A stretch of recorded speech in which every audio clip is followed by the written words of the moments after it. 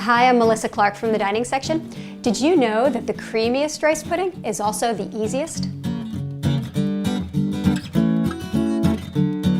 In chasing the very best rice pudding, for years I made them really elaborately. I'd add egg yolks, I'd cook them in a water bath, but then I discovered that simplest is best. You just cook your rice in milk, sugar, and some flavorings, and that's it. The starch in the rice thickens the milk. So, into a pot, I'm going to mix whole milk, regular old rice, you can use long grain or medium grain, some light brown sugar, or you could use granulated sugar is fine too, a little bit of cream, and salt.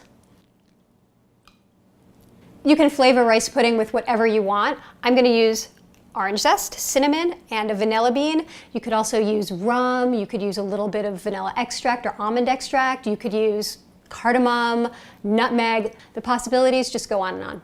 The easiest way to do the orange zest is to just take a vegetable peeler and then just run it down the length of your orange. And that's it. That's all you need. In the pan, a cinnamon stick.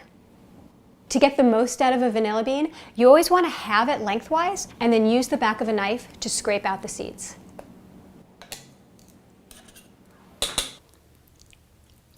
Now I'm just going to simmer this on the stove for 30 to 40 minutes until the rice is tender and the milk starts to thicken.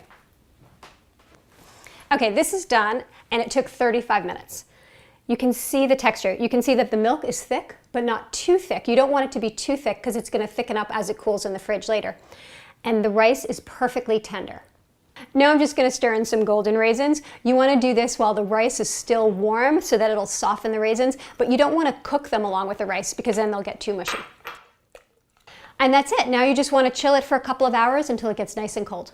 And this is what it looks like after it's chilled. You can see it's thickened up nicely. It's nice and glossy.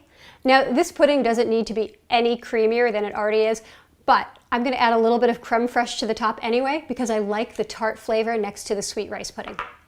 Just a small dollop.